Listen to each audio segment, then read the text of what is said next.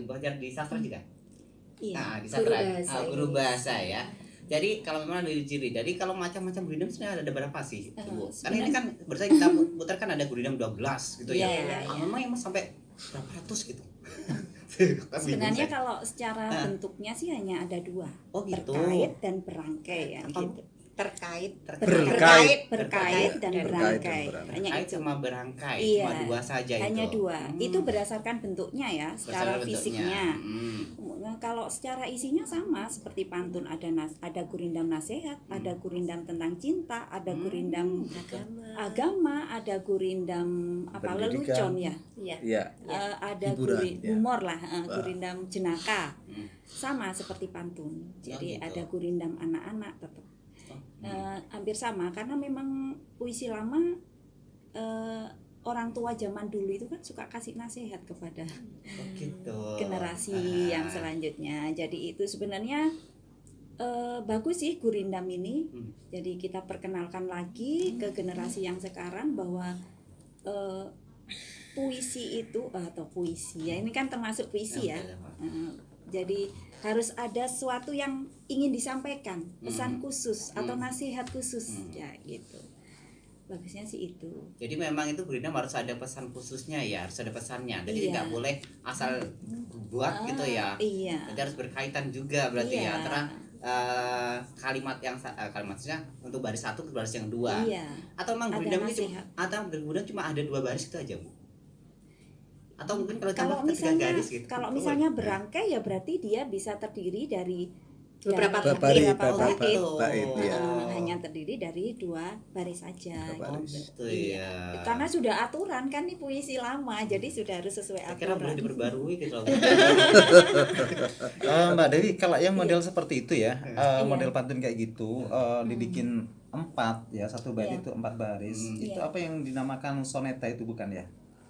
Kalau soneta itu yang lebih panjang lagi. Lebih panjang lagi. Iya. Jadi puisi lama tapi bentuknya yang lebih panjang. Lebih panjang. Iya, gitu. Nah, itu yang pertama. Yang kedua, apakah gurindam ini lebih apa ya? Lebih hidupnya itu di daerah luar Jawa?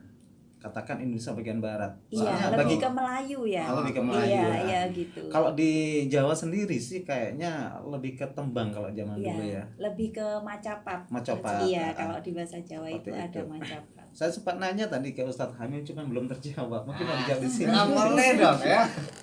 Harus dijawab di sini, nggak boleh enggak. Ayo monggo, tanyakan Ustaz. Ayo. Pertanyaannya di sini ya Tanya disiapkan. di sini.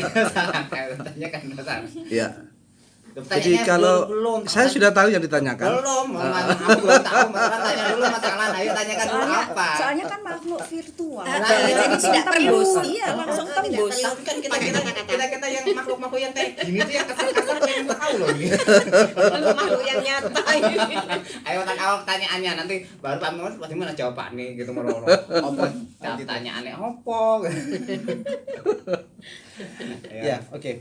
Seperti yang saya singgung tadi ke Mbak Dewi, kalau gurindam itu lebih ke Indonesia bagian barat ya. Ya, Kalau betul. untuk mencopat dan sebagai nembang itu Jawa Tengah dan di Jawa lah katakan iya, Jawa. iya. Saya rasa di Jawa Barat juga masih ada, di Jawa Iya, Barat iya. yang di timur, di Purbalingga atau sekitarnya itu. Pertanyaan saya,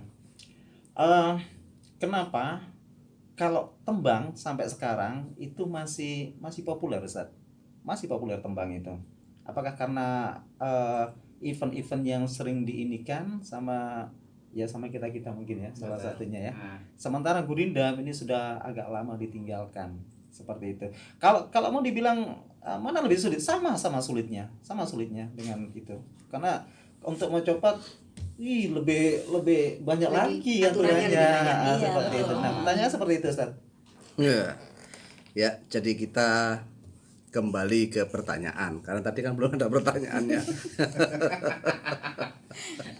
Jadi begini, sebenarnya kalau kita memperhatikan sejarah sastra di Indonesia, justru gurindam inilah sebenarnya puisinya Indonesia. Iya. Jadi kalau puisi yang kita nikmati ya, kalau dalam bahasa Inggrisnya poem, itu justru adalah versi barat. Betul. Ya. Jadi justru gurindam inilah yang menjadi Rumah saya ya. barat ya. Ini jadi ini yang kita lihat Kemudian karena banyak berkembang di luar Jawa, lalu kemudian muncullah di daerah Jawa itu sebenarnya yang mirip adalah berupa pantun. Pantun Iya. itulah yang ada di Jawa. Makanya kalau kita melihat sekarang yang pantun tuh lebih populer terus ya. Iya. Yang Masih digunakan sampai sekarang, sekarang, dan kalau kita melihat yang zaman now itu Kartolo itu sampai hari ini Parian juga namanya, loh Ustaz. iya, artinya sudah kepada Jawanya. Iya, betul. Ya itu sudah pada namanya parian. Cuman ada beda yang sangat spesifik antara gurindam ini dengan pantun ya. Kalau gurindam itu adalah sebab akibat. Iya. Tetapi kalau pantun itu yang penting belakangnya A, ya nanti harus muninya A terus. Iya. Begitu loh. Iya. Nah, seperti kalau pantun itu seperti gini. Beli gula ke Surabaya. Jauh, Ustaz. Nah, jauh gitu loh ya. Ngapain gitu ya? Jawabannya seperti itu ya. Nah, Tapi jawabannya harus bukan jauh berarti ya. Loh, bukan, belum selesai. Jauh ya. Gitu loh ya. Tetap pada A. Jadi itu yang membuat saya rasa inilah perkembangan dari gurindam itu menjadi pantun di Indonesia kan di tanah Jawa, spesifik lagi terus namanya parian. Nah, kalau yang tidak akur namanya purian. Nah, ini ya Jauh-jauhan. ini satu. Yang kedua, mengapa memang ini tidak begitu populer ya?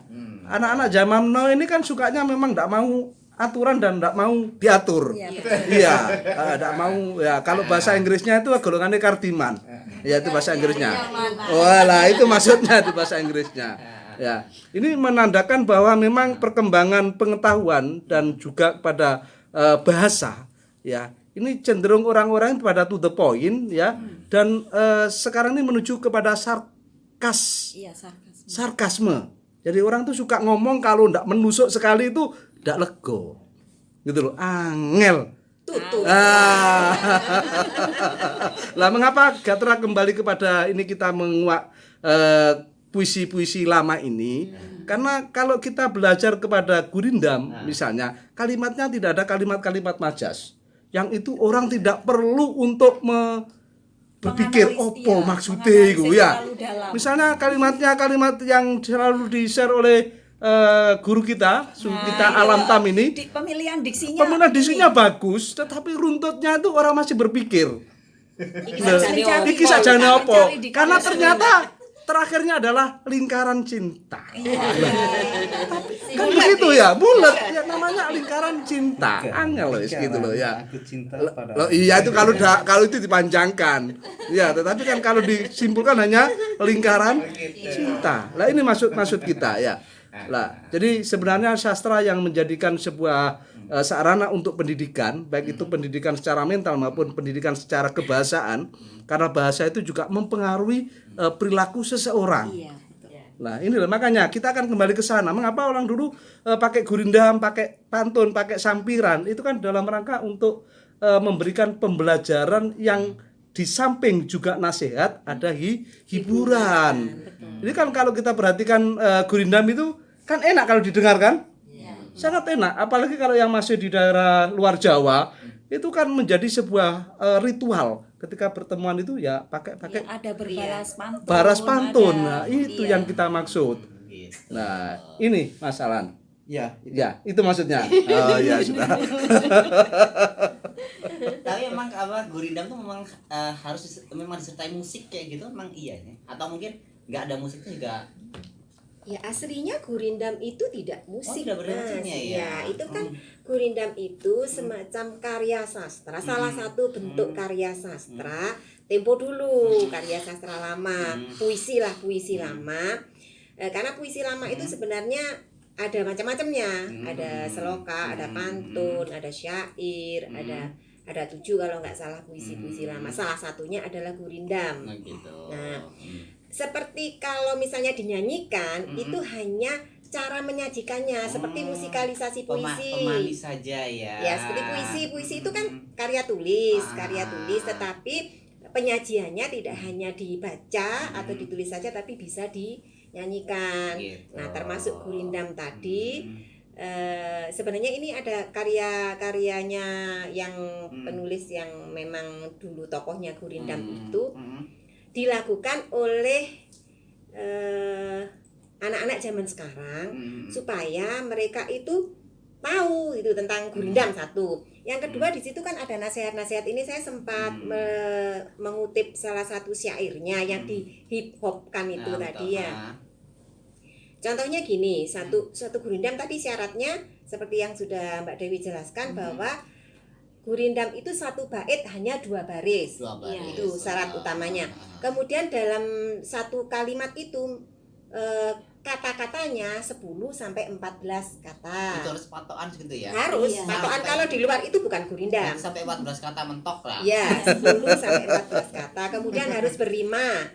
Kalau A, B, C, C dan seterusnya. Gitu. Nah, kemudian yang baris pertama itu berisi tadi soal ya, soal kemudian atau sebab.